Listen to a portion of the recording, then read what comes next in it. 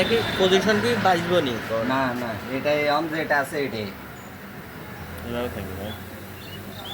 Petrol এবং অকটেনের সংকট থাকার কারণে অনেকে মোটরসাইকেলের সাথে এলপিজি গ্যাস সংযুক্ত করতেছে।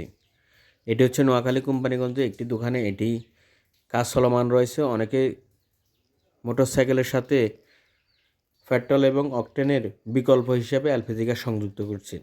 ইতিমধ্যে যারা এলপিজি গ্যাস ব্যবহার করতেছেন অবশ্যই কমেন্টের মাধ্যমে জানাবেন এলপিজি গ্যাস সংযুক্ত করলে পরিবহন ব্যয় কত টাকা খরচ হয় এবং কি এই এলপিজি গ্যাস সংযুক্ত করলে মোটরসাইকেল কোনো ক্ষতি হয় কি না, অথবা কত টাকা খরচ হতে পারে।